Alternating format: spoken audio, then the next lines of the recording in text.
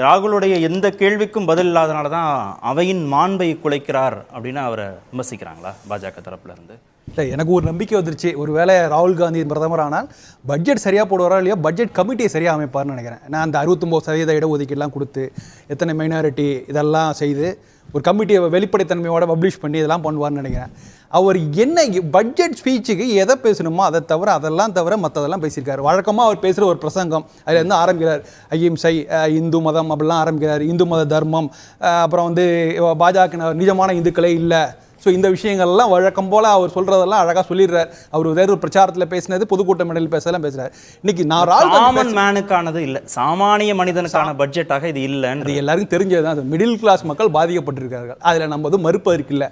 நீங்கள் பொதுவாக காங்கிரஸ் என்ன ஸ்கேல் போகுதுன்னா மிடில் கிளாஸ் முதல்ல பட்ஜெட் வந்த தினத்திலிருந்து என்ன பேசினாங்கன்னா இது ஏழைகளை பாதிக்கிற விஷயம். கேட்டேன், என்னங்க நீங்கள் வந்து பட்ஜெட்டை வந்து ப்ரோ மோடி ப்ரோ பிஜேபியே எதுக்குறாங்களே அப்படின்னு நீங்கள் அக்செப்ட் பண்ணிக்கிறீங்களா? மிடில் கிளாஸ் அதாவது இல்லை, மிடில் கிளாஸ் மக்கள், அதாவது 35% மிடில் கிளாஸ் மக்களோட ஸ்டேக் இன்னும் பாஜக தான் இருக்கு. அதாவது நம்ம வந்து மிடில் கிளாஸ் மக்கள் தான் காங்கிரஸ் பார்க்குது. அவங்க இன்னும் ரொம்ப அடுத்த அட்வான்ஸாக பார்க்குறாங்க. Lower middle class, upper middle class, higher end lower middle class எப்படிலாம் பார்க்குறாங்க. இப்போ நீங்கள் 7 லட்சம் வரைக்கும் உள்ள மக்களுக்கு வந்து அவங்க எப்படி மிடில் கிளாஸ் வகைப்படுத்துவீங்களா? அதை நீங்கள் ஏழைகள் கேட்டகரியில் காங்கிரஸ் சேர்க்கும். நிஜமான பிரச்சனை என்ன? நிஜமான பெனிஃபிட் வருட வருமானம் 7 லட்சம் 10 லட்சம் வரைக்கும் உள்ளவங்களுக்கு தான் பெனிஃபிட். ராகுலுடைய பேச்சு வந்து அந்த 35% இருக்கக்கூடிய மிடில் கிளாஸ் ஓட் பேங்க், அது ரொம்ப ஸ்பெசிஃபிக்காக இல்லையே. நீங்க மிடில் கிளாஸ் உண்மை, நீங்க lower middle class, upper middle class கூட பேசியிருக்கலாம். அதுவும் பேசல. 19 இங்க நெஞ்சில குத்துறாங்க, முதுகுல அடிக்கிறாங்க. இதெல்லாம் ரொம்ப வழக்கமா நாங்க இன்னும் அதிகமாக எதிர்பார்த்தோம். எதிர்க்கட்சி தலைவராக ஒரு பட்ஜெட்டை வந்து ஏற்கனவே அவர் சார்ந்த எம்பிக்கள் ராஜ்யசபால பேசி சிதம்பரம் அவர்கள் பிரமாதமான ஸ்பீச் கொடுத்திருக்காரு. எல்லாரும் பேசியிருக்காங்க, பொது வெளியில பேசியிருக்காங்க. லாஜிக் இல்லாத பேச்சுன்னு ஏதாவது டிஃபைன் பண்ணு. 3 விஷயம் சொல்றேன். அதாவது வினாத் கொஸ்டின் பேப்பர் அவுட் ஆயிருக்குங்கிறத வந்து இங்க பட்ஜெட் ஸ்பீச்ல சொல்லணுமா? என்னங்க இது கொஸ்டின் பேப்பர் அவுட் ஆயிருக்க விஷயங்கிறது? நீட்டு சம்பந்தமான பிரச்சனைகள் பல தளங்கள்ல பேசி சுப்ரீம் கோர்ட் வரைக்கும் போய் அவங்க அதை வந்து அந்த பிளே வந்து தள்ளுபடி செய்து இவ்வளவு விஷயம் நடந்துட்டு இருக்குது. இதை போய் பட்ஜெட்ல சொல்லணும்னு எதிர்பார்க்கிறார். இது எனக்கு ரொம்ப கேலி கூத்தா இருக்கு. ரெண்டாவது, பட்ஜெட்டை தயார் செய்ததுல எத்தனை பேர் ஓபி, அதுதான் திரும்ப சொல்றோம். அதை திரும்ப அதாவது பட்ஜெட் அல்வா கிண்டுறதுங்கிறது இந்த கவர்மெண்ட்ல தான் கிண்டுற மாதிரியும் இவங்க கவர்மெண்ட் எல்லாம் கிண்டாத அல்வா 20 பேர்ல ரெப்ரசன்ட் அல்வா கிண்டும் போது ஒதுக்கீடு பண்ண கமிட்டியில ஓபிசி எஸ்சி அதுதான் நான் சொல்றேன். அதை இவங்க கமிட்டி பப்ளிஷ் பண்றாங்க. இது வரைக்கும் இவங்க செய்யாத விஷயம் செஞ்சிருவாங்க. அந்த போட்டோ வந்து ஒரு சம்பிரதாயமாக எடுக்கப்பட்ட போட்டோ. இங்க பாருங்க எத்தனை பேர் நிக்கிறாங்க பாருங்க, இதுல எத்தனை பேர் ஓபிசி, எத்தனை பேர் மைனர், இதெல்லாமா ஒரு முக்கியமான டாட்டா. நீங்க நாடாளுமன்ற டாட்டா நீங்க எப்படி கனெக்ட் பண்ணிக்கணும்னா, அது ஓபிசி எஸ்சி எஸ்டி ரெப்ரசன்டேஷன் அதிகாரிகள் ரெப்ரசன்டேஷன் இல்லன்றதுனால அந்த 3 பிரிவை சேர்ந்த 73 மக்களுக்கான பிரதிநிதித்துவம் பட்ஜெட்ல குறைஞ்சு 73% ரெப்ரசன்டேஷன் மக்களுக்கு குறைஞ்சு போச்சுன்னு சொல்றாரு.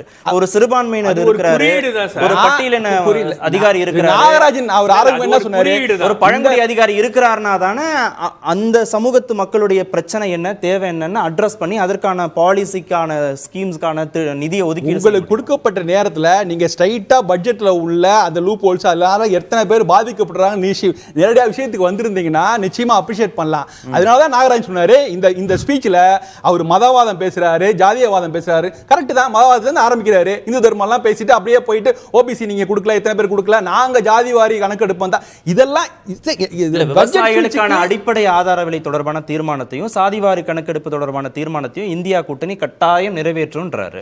கட்டாயம் அது வந்து இந்தியா கூட்டணி கூட்டத்தில் பேச வேண்டிய விஷயம். நான் என்ன சொல்றேன், இந்த ஸ்பீச்சையே ஒரு இந்தியா கூட்டணி சார்பா அது மாதிரி ஒரு கூட்டம் நடத்துறதே கிடையாது. ஒரு இந்தியா கூட்டணி சார்பா ஒரு பொதுக்கூட்டத்தை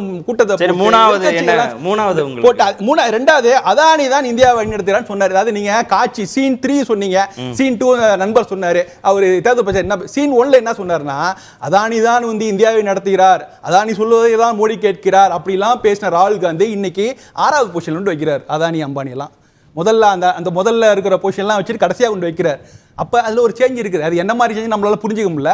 திரும்ப இந்த கார்பரேட்டை வந்து சொல்லி அவங்க வந்து 80% ஜிடிபியில் கான்ட்ரிபியூட் பண்ணுறாங்க. திரும்ப அவங்க கேள்விக்குள்ளாகுது. எல்லா விஷயம் எந்த விதமான ஆதாரமும் இல்லாமல் தொடர்ந்து கேள்விக்குள்ளாகிறது. இதுக்காக யாரும் அவங்களும் பேச மாட்டாங்க. சம்பந்தப்பட்ட கார்பரேட் நிறுவனம் பேசுறது கிடையாது, தொடர்ந்து போயிட்டு இருக்கு. நான் இன்னொரு 3வது ஒரே ஒரு பாயிண்ட் மட்டும் சொல்லிடுறேன். இதை வந்து குருஷேத்திரம் அது இதெல்லாம் சொல்லி திரும்ப கொண்டு போய் இதை டைலூட் பண்ணாது இல்லாமல் நீங்கள் திரும்ப அந்த வாய்ப்பாடு ஆரம்பிக்கிற மாதிரி அப்படியே ஆரம்பத்துலேருந்து டிமானிட்டேஷன் ஆரம்பிக்கிறது வரிசையா எல்லாத்தையும் சேர்த்து தாக்குனா பாதிப்பு இருக்கு சார். பட்ஜெட்னால மிடில் கிளாஸ் பாதிக்கப்பட்டு இருக்கிறது.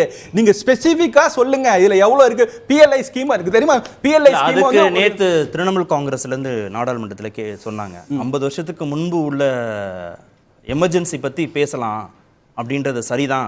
அப்படிதானே இது இவங்க வந்து அது சரிதான் அப்படின்னா சில வருடங்களுக்கு முன்பு நடந்த பண மதிப்பிழப்பு நடவடிக்கையோ சில வருடங்களுக்கு முன்பு நடந்த GST நடைமுறை குறித்தோ ஏன் பேசக்கூடாது? அவர்கள் வந்து கட்சிக்காரர்கள் பேசலாம் சார். நான் என்ன சொல்றேன், எமர்ஜென்சிக்கு அப்புறம் ஜனநாயகமே விழுந்து விட்டது, அதுக்கப்புறம் ஜனநாயகமே விழுந்து எழுந்திருக்கவே இல்லை ராகுல் கட்சிக்காரர் அப்படின்னு சொல்றேன்.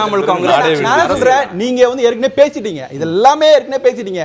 பேசின விஷயங்களே தாம ஏன் திரும்ப திரும்ப ரிப்பீட் பண்ணோம்? இது பட்ஜெட்டுக்கான எமர்ஜென்சிக்கும் பொருந்தும் தானே? எல்லாத்துக்கும் பொருந்தும். எமர்ஜென்சிக்கு ஓகே.